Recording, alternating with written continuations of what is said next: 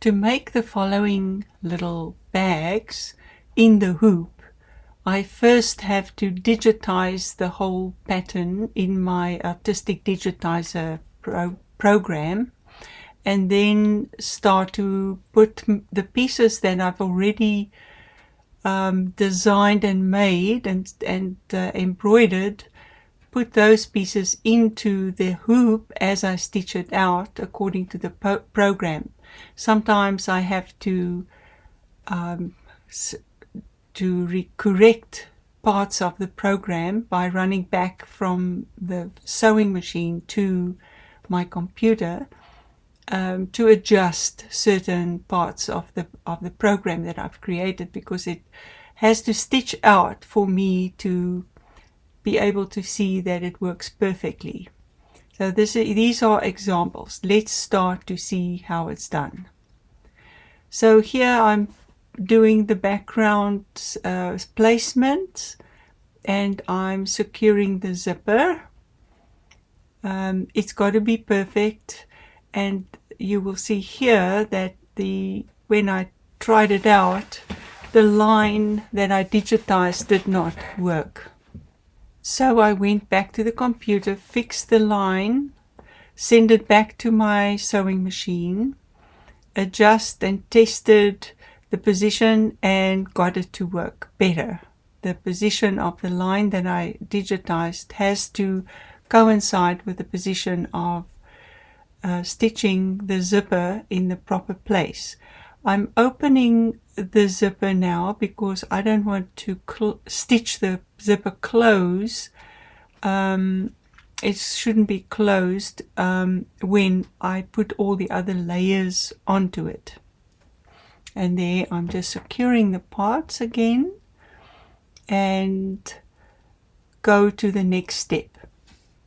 Here I'm adding little pieces of fabric that will hide, like it's patches for the zipper, so that the zipper ends don't show in the bag. It just neatens the bag beautifully. And I'm putting the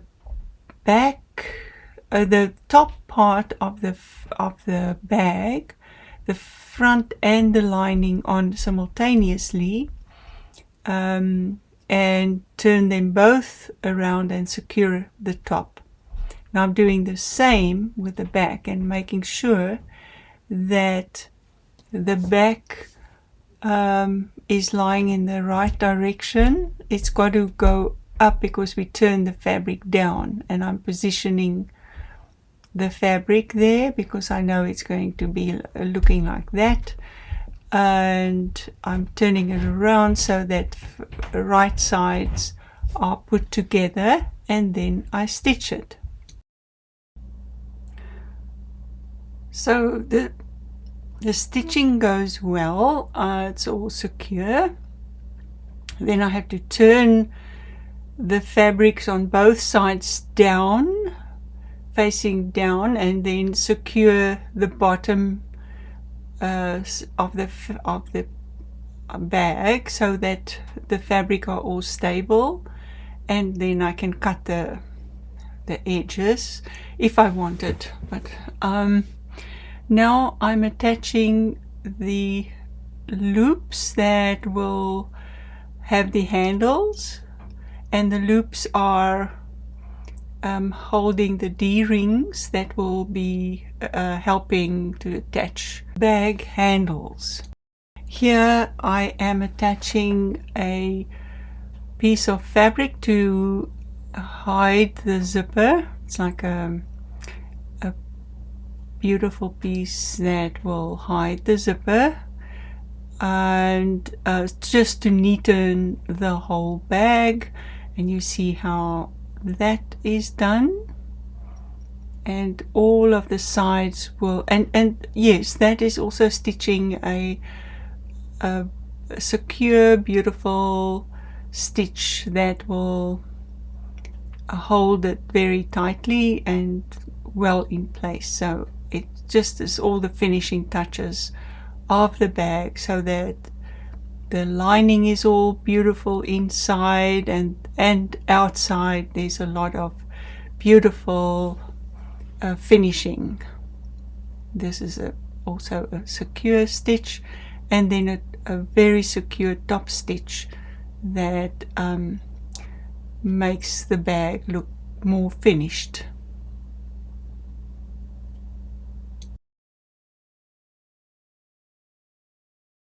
At this point, I'm adding the final lining, the final backing, and the final back fabric to the front and the back of the hoop, and it's got to both go face down towards the hoop, and then there will be a stitch. It has to be positioned very beautifully and correctly. I've got to make sure that the position is right, and then we're going to stitch all the layers together with a very secure stitch, and we're going to do that a couple of times.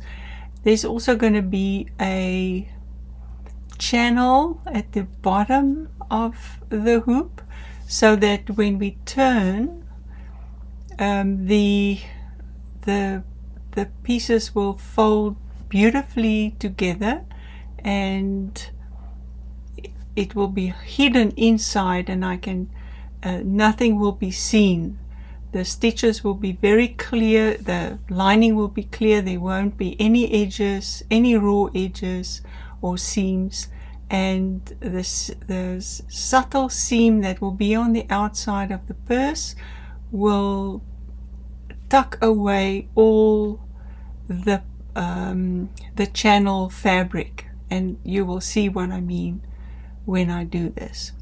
I have learned everything that I know, or most of the things that I know, from Janomi's educator, Anne Hine, and I learned how to digitize and then practice and then come up with my own ideas, all because of the excellent teachings and tutorials that Janomi offers. So this is a little shout out for them. I'm very thankful that during the pandemic I was able to use the opportunity to secure my knowledge of machines and stitching and digitizing and doing a lot of my own experimentation. Now all the extra fabric was cut off when the hoop revealed the stitching, and I'm turning the sides inside out so that the positive back and the positive front of the hoop of the bag is revealed, and then one has to use a little stick to poke out the corner so that it will be very nice, and I will show you how delightful the whole project reveals itself. There we go. There's the loop part that is just folded inside the lining, so that the lining, it does not show on the inside of the bag. It's between the linings, and the lining itself does not show any parts of raw fabric. So once the stabilizer is cut away from the zipper, then you see how beautiful the lining is. It's all very beautifully clean, with no it's just beautiful. And there we go. I can now press it and put the handles on, finish these little things. They don't show. This is completely between the linings, so it's completely clean inside. The whole bag is beautiful, and lovely inside. Okay, so there you go. So let me show you what the outcome is. This is the little bee one that I just made, and very beautiful concealed zippers, all lined inside. This is another one where I experimented with paint on fabric, paint and printing and free motion quilting. And this is another painting piece of fabric that I did. All of these are beautifully stitched and concealed zippers and perfectly lined inside. And this one,